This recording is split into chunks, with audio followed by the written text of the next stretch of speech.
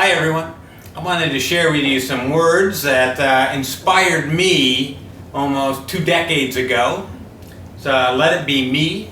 I think it speaks to my higher calling.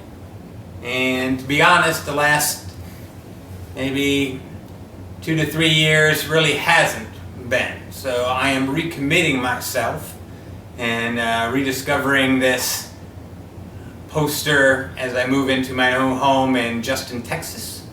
I wanted to share it with you, and not only to inspire you maybe, but so that you know more about what I am focused on moving forward.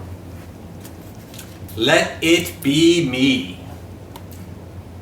Let it be me who brings the peacemakers of the world together, who reminds us of our common humanity, who recognizes the goodness in so many people, who fills people's needs to be wanted, invited, included, admired, and loved. Let it be me who wakes up good people, brings together the optimists of the world, those with passion, habits, commitments, talents, and desires to make a difference in this world. Let it be me who is the first to invite the stranger and to visit the lonely, to share my best hopes, to ask pertinent questions, and to lend 2 good ears and a mind for the answer. Let it be me who initiates meaningful conversations, who has a smile to invite the most hopeful ideas, who always has 2 ears to listen and questions to pose. This is from Sammy Sunshield. Again, I discovered this in Haight-Ashbury before I moved to California in around 2000. I was getting my master's degree in organizational change, and I think a very maybe idealistic and hopeful time of my life.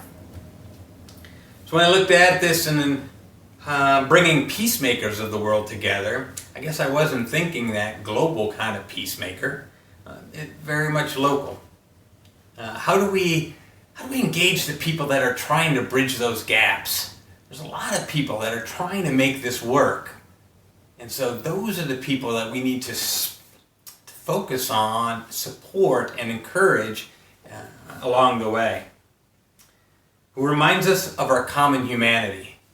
My work in youth nonprofit, I got to work with, over 10,000 young adults in that. I've probably 20,000 in all my other engagements. What I've come to realize is we're much, much more in common than we are different. But we focus on the differences more than the commonalities. This one, who fills people's needs to be wanted, invited, included, admired, and loved. How can we extend that kind of a greeting to people? We have these barriers that get put up, and it's not until we start showing people that we're interested, that we admire. We're so quick to be pointed, focus on the things that aren't working as opposed to all the things that are. Let me be the one who wakes up good people. I think most of us are good people. Yeah, there's definitely some bad ones. So let's, I don't want to say ignore, but let's not focus on them. Let's bring the optimists of the world together. Right? That's a smaller subset. And those with the passion, habits, commitment, talents, and desire to make a difference in the world. That's a much, much smaller circle of committed individuals that are trying to make a difference. If you're one of those people, I am with you. And I'll find some ways, how can we support each other throughout that process? Let it be me who's the first to invite the stranger and to visit the lonely. This one hits right here because loneliness is I think, been a core to my higher calling. Eradicating loneliness is my ultimate goal. So how can I engage people in a way that they don't feel like outcasts, that their voice isn't heard, and initiating that conversation? Right? That's the harder part. It's easier to join in and go with the flow. Much more difficult to say, notice, and do something when you do see the stranger. To share my best hopes, ask pertinent questions, to lend two good ears and a mind for the answer. If you can see in my original, I actually crossed those lines out. I was so focused on being an objective facilitator that I eliminated myself from the decision-making process, from the answer part of it, and totally focused on the process. So that's really my foundation, and allows me to not be judgmental, not get stirred up. I set the agenda. I help drive the conversations. I open up the stage for others to speak.